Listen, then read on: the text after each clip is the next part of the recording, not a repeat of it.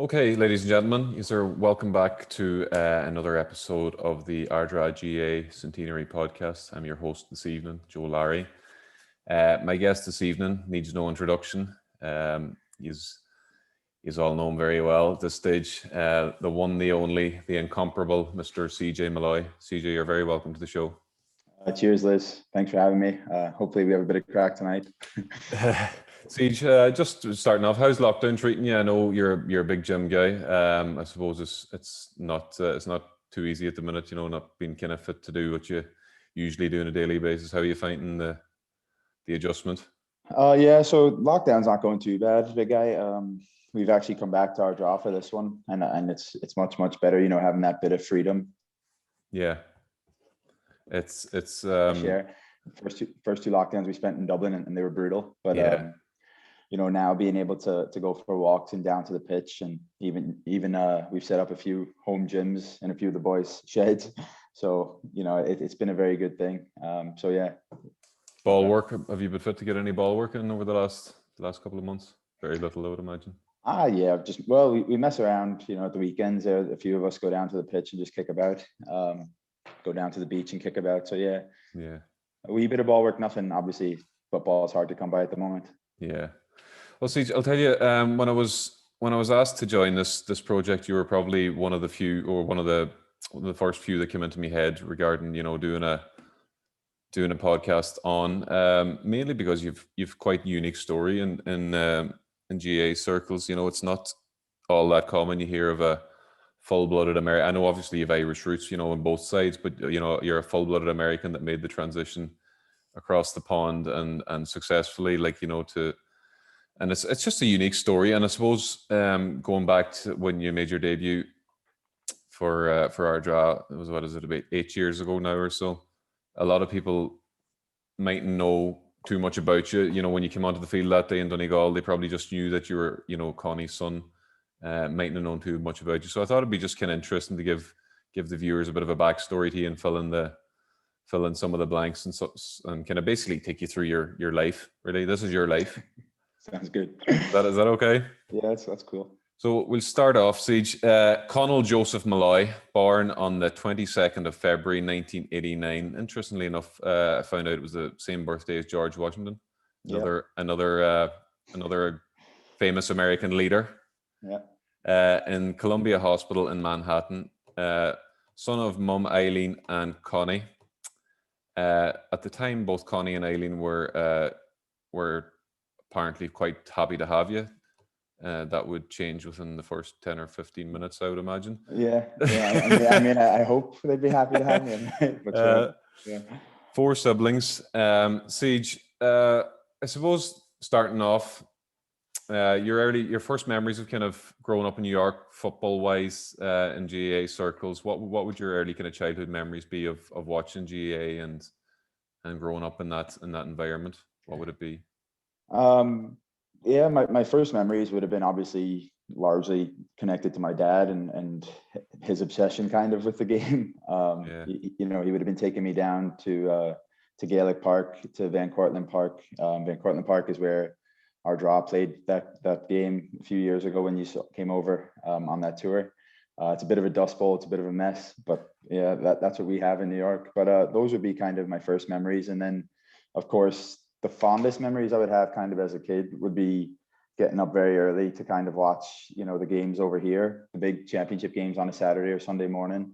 My granduncle, Jimmy McGonigal, owned a pub called the Sam Maguire, going back many years ago now. And I would have always remembered running around the pub, the place packed when it shouldn't have been, 9, 10, 11 o'clock on a Saturday or Sunday morning.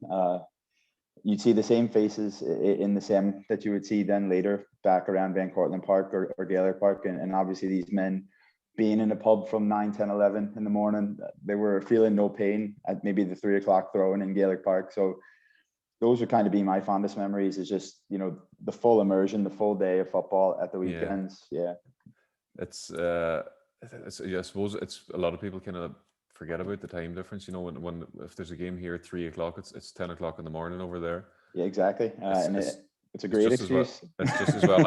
It's just as well I didn't grow up in New York. I would have been some disgrace at 3 or 4 o'clock in the day. I would say that's a definite fact, an absolute disgrace. But sure. See, your childhood heroes, Maurice Fitzgerald, I think, wasn't that? He was your big icon growing up, wasn't that? Yeah, Fitzy would have been definitely. I think I've had a few rows with J Mac on Twitter over the great man from Carsavine. I would definitely say that Fitzy's probably the best footballer I've ever seen. Just, you know, his language style, able to kick the big scores in the big moments. Yeah.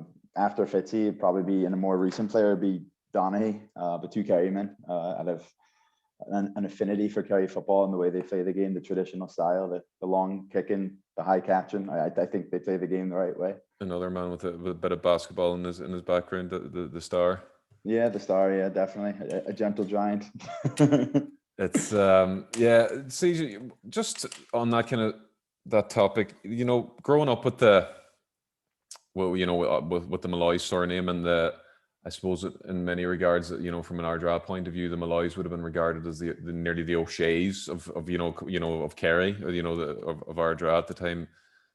Did you feel any internal kind of pressures or expectations growing up with, you know, obviously your dad and all your uncles kind of being famous footballers, or did it drive you on more so than anything to bigger and better things? No, I don't think I would have ever felt that kind of pressure, Big Ed, but, you know, I would have been mindful of it. Absolutely. I would have been aware of, you know, kind of what Anthony did with Donegal and all that in '92. But for me, that, you know, that was 3,000 miles away. Like, I grew up in New York. You know what I mean? The biggest pressure and constant pressure in my life, I probably moved here to get away from him, would have been my dad. You know, you just wanted to make your father and family proud when you were young, and the biggest way for me to do that was to play well at the weekends in football. But it had nothing to do with, you know, the last name or anything like that. No. You once told me that, I think it was the first time he took you training, you were kicking and screaming, wanting him to turn back and take you home. Is that true? Yeah, I didn't want anything to do with it at first. You know, it's just funny how things go. Now I can't get, you know, it's part of me. but now you're obsessed. Nah, obsessed. That's probably true. But yeah, no, back then I absolutely wanted nothing to do with the game. Like, it was a hard thing kind of growing up and explaining to your friends, like I said, you know, many times, my Italian friends, my Portuguese friends, my German friends, they wouldn't understand when I say Portuguese, Italian, German. You know, I mean, in the American sense, where we're all not American, we're all something else. But it was a funny thing going down to you know, Yonkers and the Bronx and these places to play Gaelic football when nobody knew about it where I was from, really. You know, so I would say it's probably hard for, you know, an Italian to imagine or to kind of appreciate Maurice Fitzgerald kicking a sideline ball off the outside of the boot, from 45, 50 yards, you know.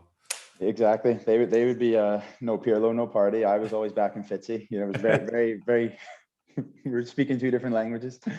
See, you played senior at 14. I couldn't believe that. I done a bit of research on you. Remarkably young. To obviously, you know, you had broad shoulders, and I can imagine. Well, I assume you were, you know, fairly well filled out for a 14-year-old, but still a remarkably young age to be playing senior football. Listen, looking back on it and with all the new rules now, it was probably a silly thing. Yeah. Probably definitely silly on my dad's part, but I would have known too that I would have been pushing to be playing too at the time.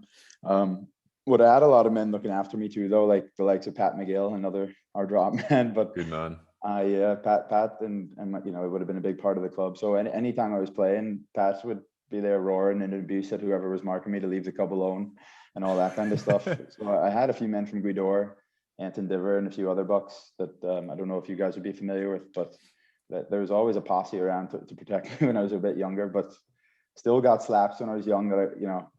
I know Pat coached at senior level in New York. Was he involved in any of your underage teams growing up? No, but sure, there was a heavy crossover. So many of my American friends, like I said, the Portuguese, the Italians, etc., would have played for kind of our junior team, our reserve team. Yeah. So Pat would have, you know, got to know those guys, and he would have helped out with all that. Yeah. It's just I was thinking myself there. The only thing I can compare playing senior to at 14, I think, off the top of my head now, Homer was 15 when he made a senior debut in the league. I think it was down Maharagallen, if memory serves me correctly. Now he was nearly 16. I think he might have still been 15, but he was more or less 16. I just found it remarkable that you were playing at 14. Yeah. But well, in my first game, Maharagallen's not a nice place to go for your first one. It's kind of like Galatasaray away. Yeah. But no, my first one was we were playing a team, Donegal, Philadelphia.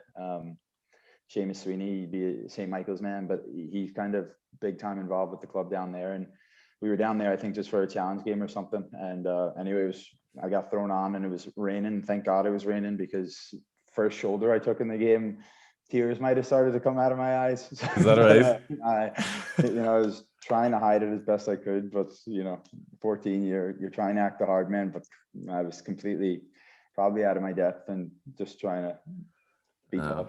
I've made a career out of crying, so I wouldn't worry about it. Well, I've seen you. See, your early visits to Ireland when you were younger, obviously your mum, she has family in Kerry, and I think it's Gort in County Galway, isn't that correct? Yeah, Gort's where my granny's from. Yeah. What are your memories? Your memories of coming to Ireland in your early days? So when I was kind of growing up, we would have spent most of the time down in Kerry, between Kerry and Galway. When I first came, I would always come over with my nana. She'd being a Galway woman from Gort, so I would have spent a lot of time down there. Obviously, there's no football in this particular part of Galway. It's all hurling. All hurling, yeah. And there's quite a few Brazilians in this town, so a bit of soccer as well. But yeah, so it would have been a lot of soccer and hurling in that town. But then I go down to Kerry as well, to Tralee, where my grandfather's from, Papa. Yeah. And he would have worked on the railroads, and he has a lot of cousins and family down there. And I still have cousins that I keep in contact with regularly, and I try and get down there once or twice a year.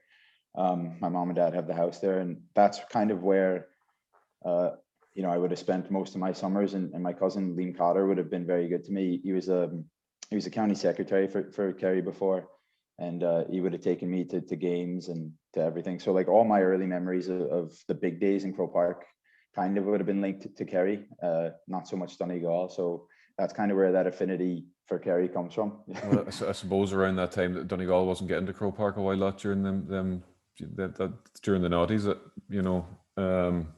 but yeah, it's interesting because the first time I laid eyes, I think you were about 15. You were playing poker in Doherty's, and to be fair, your poker hasn't improved a while lot since. But I suppose who won last week? I think I took down the pot last week. That's correct. I'm doing you a bit of a disservice there. Oh, wait, who did I beat at the end of it? Was it you? No comment. Oh, okay.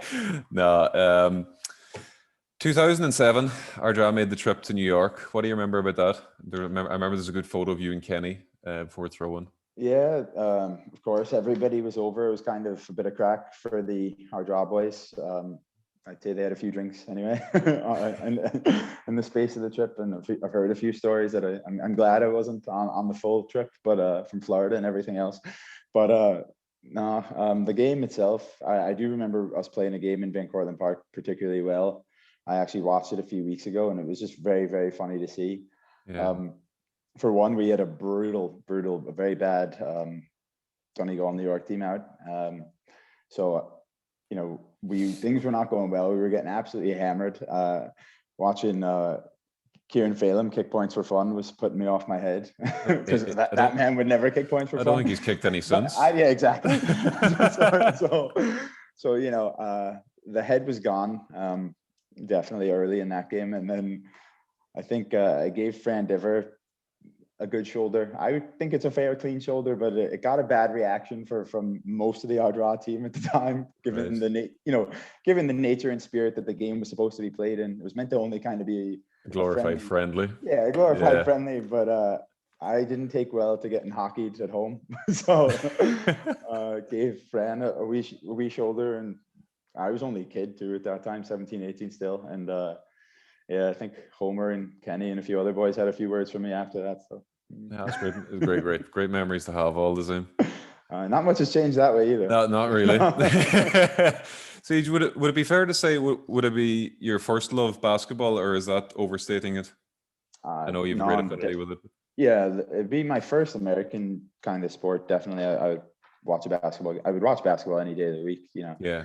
But in terms of my favorite sport, it's definitely Gaelic. It's always been Gaelic. You got a scholarship for basketball, didn't you? So like the way it works back home is like I played at a really, really kind of low level. Like I don't want it to be confused or misconstrued at all. I had no chance of playing at a very high level. People think, you know, you get a bit of money to go play in school and stuff. And, yeah, you know, don't get me wrong, it's a great thing. And it was really helpful for going to college. But in terms of the next level, like people always ask me, did you have a chance to play later? You know, could you play it in Europe? Could you play it in the NBA? And the answer is no way. You know, like you had a friend that played pretty high level, hadn't you? Yeah, I had a friend that I played with in high school. His name's John Holland. He made it professionally. He played with LeBron, but he was a freak. He was 6'6". He could jump out of the gym. His muscles had muscles. Yeah. You know, on our best day, what are we, 6 foot, 6'1"? I heard a phrase once. He has muscles in places that I don't even have places. Exactly. Yeah. So what did you do? What did you do in college, Siege? What I studied. What you study? Yeah. So I studied political science. All right. Yeah, my plan was kind of to go to law school afterwards, and so I went to college, finished college in 2011, and then the reason you do a political science degree is not because I'm a political nut like you see on Twitter these days or and all that, but I studied political science because the course had a great deal of writing involved. So like it would be based in political theory, and you would be learning to speak persuasively and articulate your position, explain why you think a certain way. Just a lot of writing, a lot of spoofing, you know. It sounds very deep. Nah, a lot of, if you fake it till you make it, Liz, you know. So that was the plan though. Just a course with a lot of writing. It sounds very like a certain friend of ours that fake it till you make it. He's doing well. He'll remain anonymous though. I think I know who you're talking about.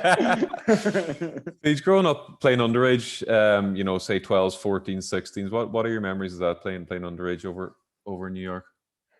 Again, would have been largely linked to my dad and then a few other stalwarts keeping the game going at home. My manager at the time was a guy from Silverbridge in Armagh. His name's Tommy Trainer. Charlotte Bourne's club, isn't it? I think so. Yeah. But he'd be big Gale. He's got a big family too. The Trainers would be, you know, well known in New York GAA circles.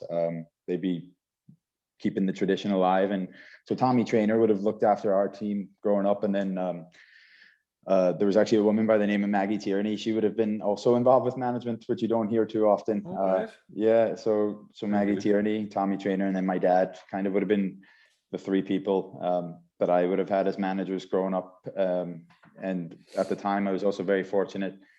Like I keep saying, GAA in America is typically not the priority of, you know, Irish American kids or kids, American kids, full stop. So, you know, when you were always competing against the likes of basketball, baseball, ice hockey, whatever else, American football. Yeah, I should have said that one first. Couldn't think. It's the only one I watch. I know that. You're a big NFL man. But no, so like the group that I grew up with, I was very fortunate that way. Like I grew up with some big GAA families that always made sure to get down and play their football. Again, the Tierneys, the Creegans, the Trainers, the McGardles, the O'Connors, a bunch of different people that were really good about getting down to play Gaelic football. The Pattons. You've won pretty much everything underage from what I can remember. Well, what you've told me.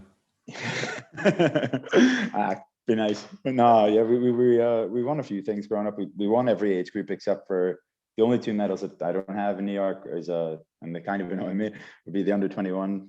We got beat by St. Barnabas, but yeah, all my team had gone to college, like left. So like it's not a matter of skipping down to Galway or skipping down to Dublin. When you go to college in America, you can be a day away.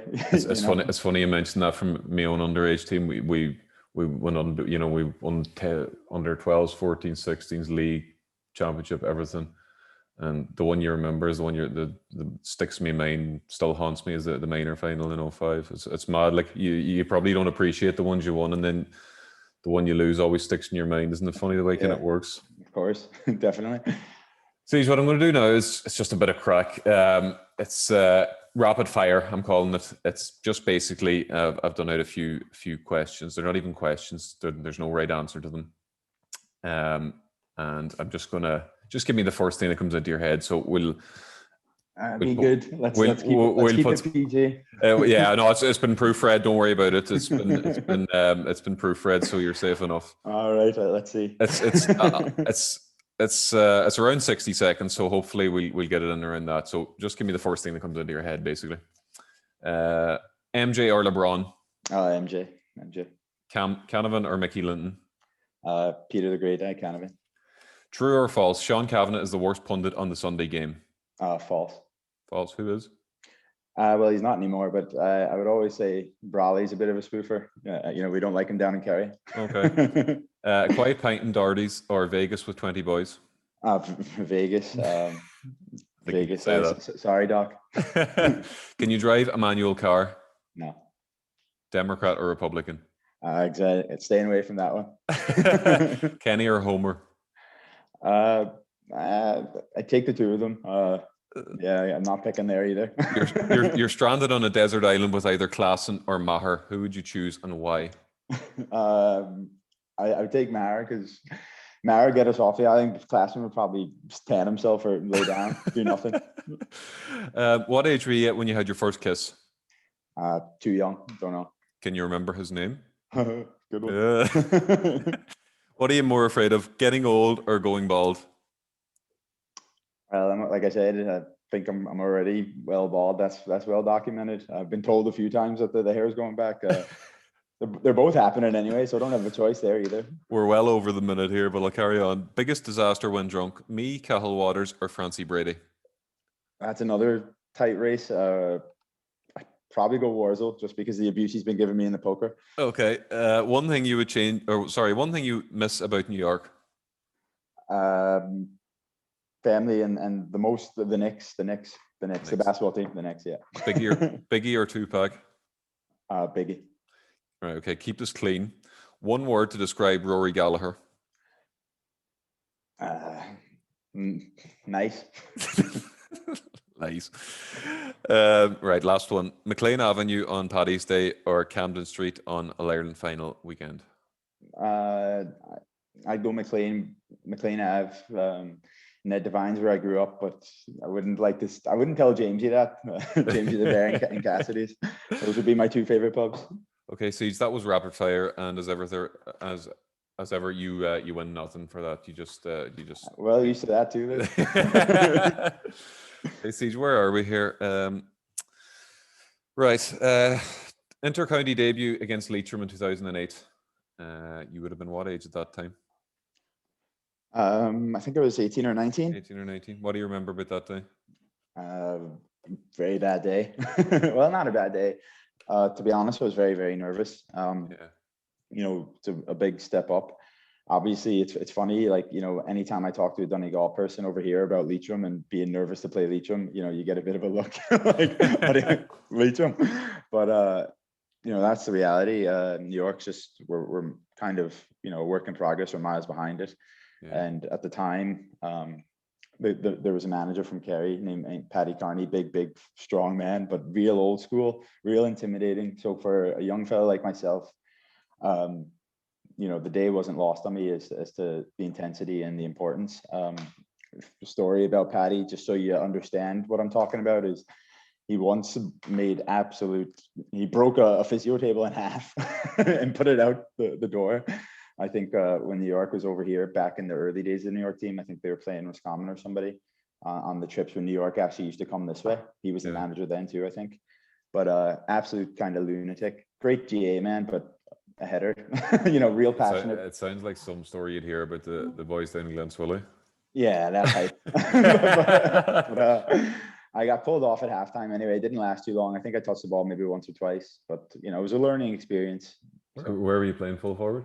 No, corner forward. It was still kind of light then. Liz, I would have been kind of skinny, and strength was an issue then. There were two brothers. We called them the Bird and the Eagle, playing for New York at the time. The O'Connor brothers, Adrian and Kenny O'Connor, they're brutes. So to give you an idea, I think they're like 6'5" and 6'7". They're very big men. But they would have been on that New York team. So I don't think I was getting in full forward with them around. You weren't getting 14 that time. No. I'll move you. You were saying there you were taken off at halftime. I think you were sent off at halftime 5 years later in 2013. Yeah. We were going to cover all the highlights. It's amazing what you can find on Wikipedia, CJ. Well, it's not all true, Liz. I wouldn't read everything you read. But no. Sent off that day. Again, things not going well for us. We were getting well beat, I think. As I think is well known, the temper wouldn't be great when playing and things not going our way. But again, just, you know, the frustrating thing about playing for New York always is the days before we played the likes of Leitrim, the likes of Sligo, like you don't want to be insulting or condescending to any other county, especially when you're a native New Yorker. But you know, the reality is I always thought we had a chance playing against them. And, you know, maybe I was out of touch with reality, but it was always really disappointing for me knowing the effort that the guys would have put in. And not all of it, you know, would have been on the up and up, but because New York is New York, you're not dealing with the likes of Letterkenny. Like that's another thing people don't understand is when you're telling and trying to get men to training, you're dealing with the attraction of New York City. You know, you're not dealing with the attraction of Donegal Town. It's a different ball game. It's trying to get, you know, men fully committed for 3 to 4 months preparation for a championship game. It's a real uphill battle. And along with that, you're competing with the elements. So like some of our training sessions, you would have been shoveling snow just to train. Like that was the session. Sometimes you know, clearing the pitch so you could. You'd be exhausted before you start. Well, like that's not football at all, is it really? And then, you know, then you would have played the likes of Philadelphia or Boston, and all they want to do is beat you up just to get, you know, because they always thought they should be in the championship. And I suppose the biggest disadvantage, well, one of the biggest things you have over there is there's no national league for you to, you know, 100%, and then McKenna Cup or you know the provincial, you know, championships that are or the provincial tournaments that are played earlier in the year. You don't have that kind of lead into the championship then in May. It must be very. You're kind of facing an Everest every year, aren't you? All the time, yeah, absolutely. But I would say this, like I do think they're starting to make good progress and making inroads. I think the only way that New York's going to get better is by developing the narrowbacks, the Yanks, the narrowbacks. That's what you guys call us. I've heard it. Yeah, but so I was, you know, I think there's been good work that way. Like Lawrence McGrath would have been a clubmate of mine. He's from Pedigo, Donegal man, but he was the New York chairman for a long time, and he would have been very good about developing the Americans. And now Joan Henchy, she's a Kerry-woman from Tarbert. She's the chairwoman. Sorry, she's the chairwoman now. We'll edit that out. I will edit that out. She's the chairwoman now, but she's doing huge work. And you know, St. Barnabas won the championship there last year. I think 12 out of the 15 starting team was American, which it just goes to show. And they would have all came up through the minor board, so it just goes to show that, you know, there is progress being made with the Yanks. And I think if they stick to that.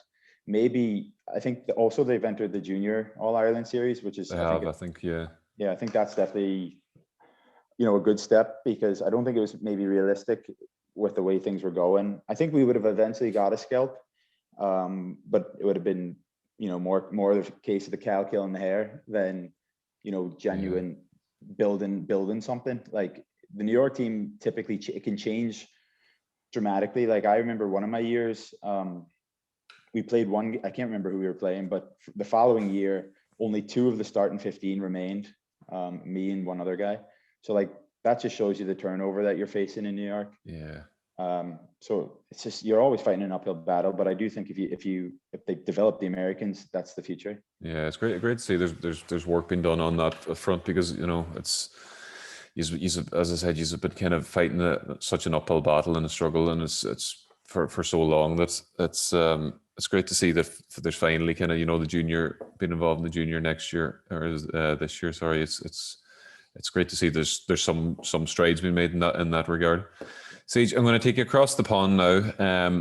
And in 2013, I think it was, you transferred to Ardara for the world record fee of €1 at the time. The €1 would have been the cost of the postage stamp to send the transfer papers to Croke Park. But no, what are your memories of the week leading up to that? I would imagine you were very excited about the week leading up to the. I know it was a relegation playoff game in Donegal Town, but you must have been very excited to finally line out for Ardara. Absolutely. You know, for me, growing up again, that was always kind of something that I really wanted to do. I always really wanted to play football consistently over here. You know, we always would have done tours and played challenge games with New York at the summers. We would have came over here with different the Fela teams. Like we would have done well, you know. Yeah. So that always kind of whetted the appetite to see, you know, maybe could I come over here fully and play. And then, of course, you know, with the Ardara connection, I was never going to play for anybody else, didn't want to play for anybody else, even with the cousins and stuff down in Kerry and all that. Always wanted to play for Ardara. And that would have, again, probably the brainwash from my dad, you know, growing up listening to him. And anytime I talk to him, I hear about the county medal that he has. So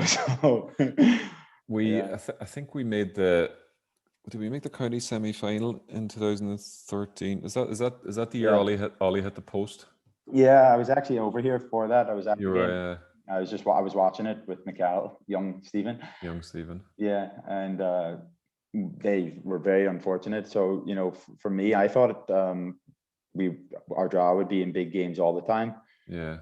When I would, you know, get the chance to come over and play, I thought that would be a routine thing, that you'd be in quarterfinals and semi-finals. And it just hasn't kind of worked out that way. I suppose looking back, do you could never know it at the time, but looking back, do you kind of wish you came 3 or 4 years earlier? I think we won the league in 2009, if memory serves me, and we won the All-Ireland Gaeltacht, I think maybe the year before, or it might have actually been the same year, I'm not sure. Do you regret, in hindsight, not coming 3 or 4 years earlier? You might have had a bit more success earlier if you had to make the move a couple of years beforehand. Well, look, yeah, that's probably one of my biggest regrets. Probably should have came here when I was college age. Definitely, you know, it was very, you know, it took me till I think I moved here when I was 25, 24 turning 25, something like that.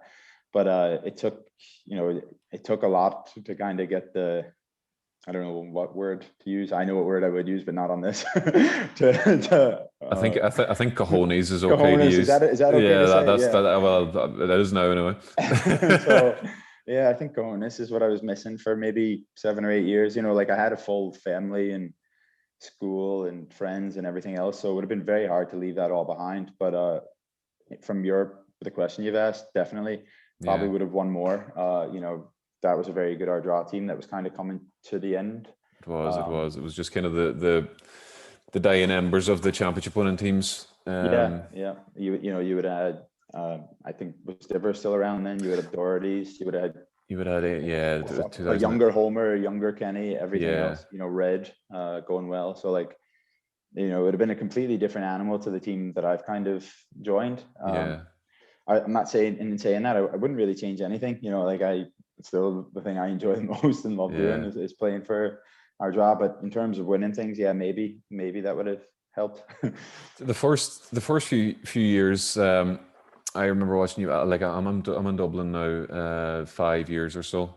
But you know, being at home for the first couple of years of when you were playing at home, the one vivid memory I have in me head is, you know, you just couldn't buy a free off the referees. You were just, you know, you would get the ball, there could be 3 men on top of you, and it seemed to me that you were kind of nearly.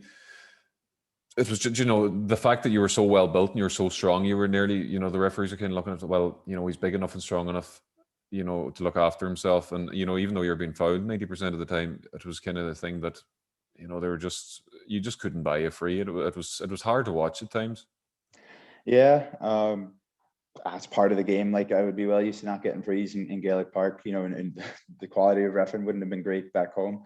Yeah.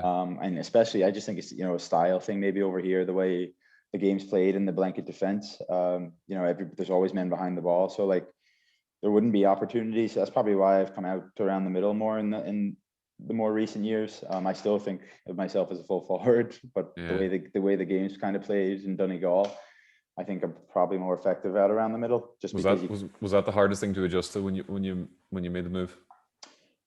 What do you mean, the blankets or? Yeah, I would say so. Kind of just the style of play. I would have been, you know, Gaelic Park would probably be, I don't know, a lot of people would use the word naive in terms of style, the way that you would call it naive in Donegal, the way that they would play. It'd be very open, traditional. You take your man, if you beat your man, you're going to score nearly. Where more watchable, Bill. Yeah, I think it's a better game, but who am I to say? Yeah. Where here, you know, everybody's fit here. There's no weak links anymore in football. Is like everybody, the cornerback, you know, there's no spots anymore on the pitch where you're going to find the little roly-poly cornerback and hopefully get taken to the cleaners, or you know, like you're fighting a blanket with every man's fairly strong, every man's pretty fit at championship level at senior football in Donegal. So yeah, it took some time to get used to, but at the same time, I just think maybe the style is at times hugely frustrating. Do you remember the video we done or about that before? Yeah, I do. Just for the viewers, with myself and CJ, kind of naively enough and a bit tongue in cheek, we done a video. I think it was a couple of nights before the Glenfin championship game. We were playing Glenfin, and again, looking back, it was a very stupid thing to do. Do I regret it that much? No. but neither do I.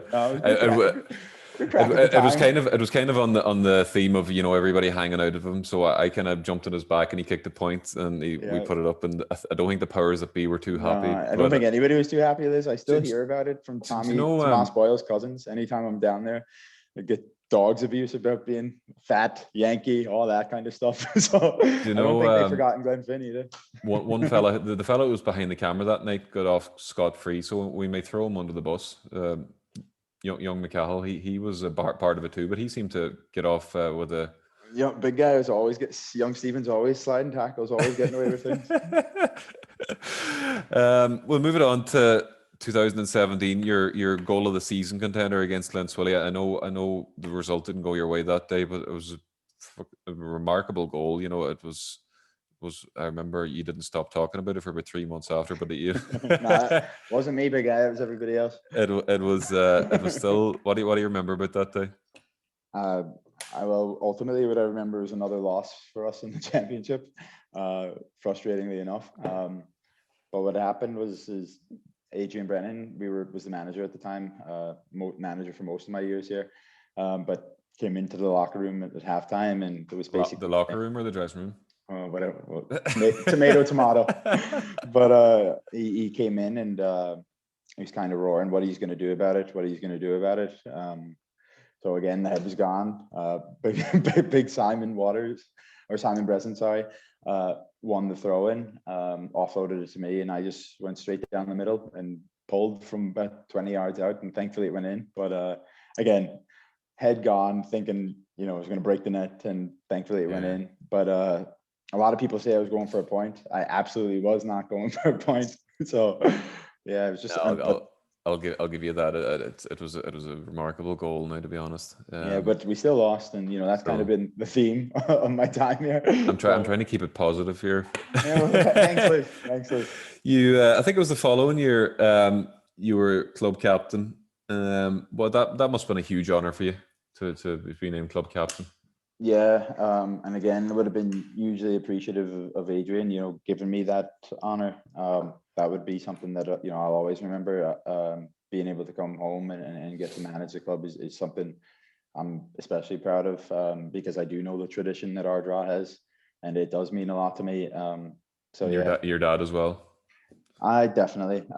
That's something I always tell him too. I don't think he was ever captain, so I always, make sure. I don't think so. So that's something I always make sure to tell him about. He's never too happy to hear that when I throw that at him. But like I said, he always has the trump card in the medal. So I see that quite a bit. Yeah. I'm not sure if it was the same year you won Player of the Year. I think it was the same year you were captain 2018. Is that right? Yeah.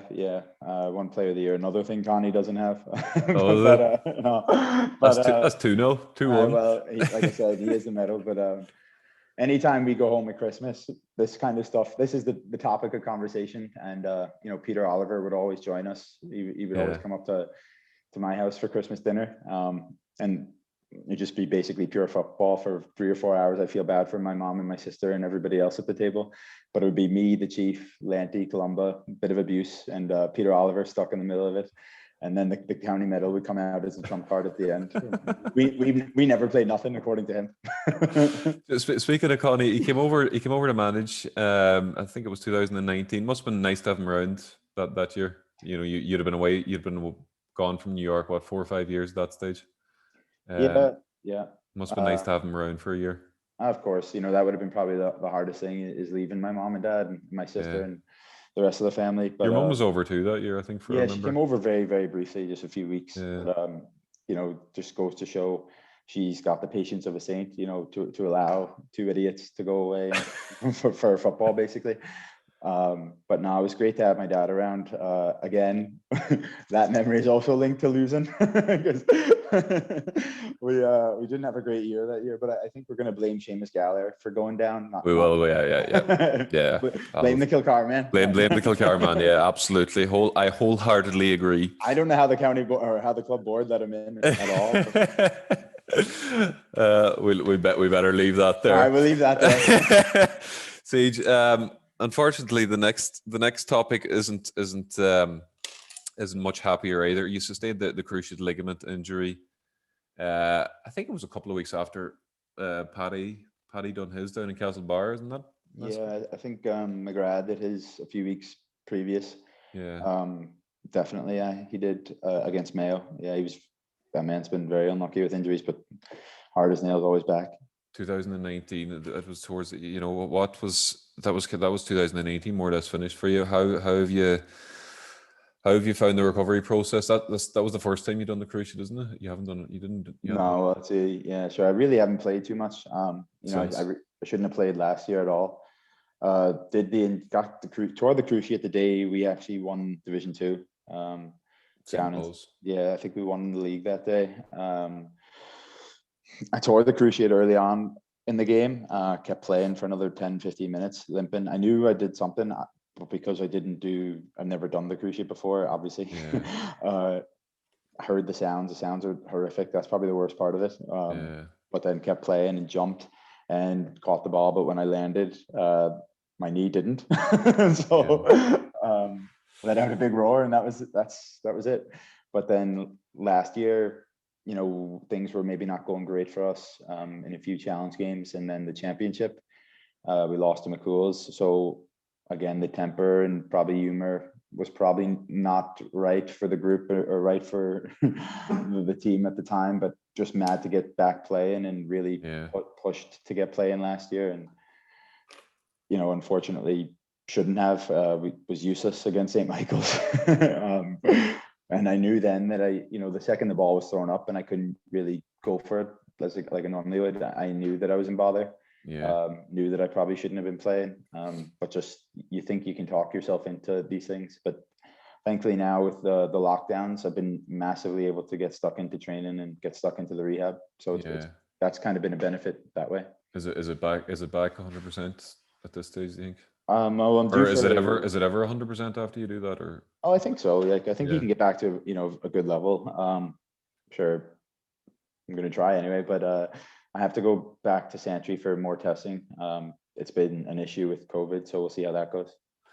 Looking ahead for 2021 and into the future, obviously new manager on board this year, Damien Devaney, Balbuffet man. What are your initial thoughts looking ahead for 2021? What's the ambition for the coming season?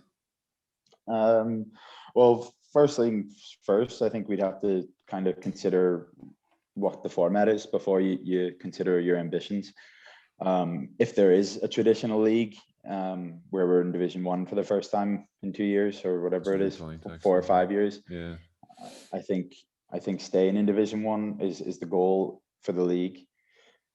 And I think we have the squad, and we're starting to get a bit of depth about us now. Like we've touched on earlier, this is a younger Ardara team. Like so much of that team from 2013 and 2014. Like 2014 is the last time that we made a quarterfinal. Glenties beat us in a replay. They beat us by a point. Do you remember that? Yeah.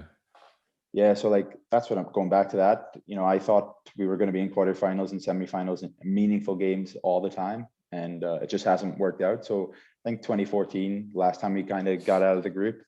So that has to be the goal if there's a traditional championship, is to get to a quarter. It's still up in the air, I suppose, as to what kind of a format it's going to be. It's must be kind of frustrating. You don't really. It's hard to plan ahead really for anything, but the way it is at the minute, isn't it? Absolutely, but the one thing I would say in terms of what Damien has done is he's kind of really laid the foundations of making the players take responsibility, and I think that's going to go a long way to contribute to our success.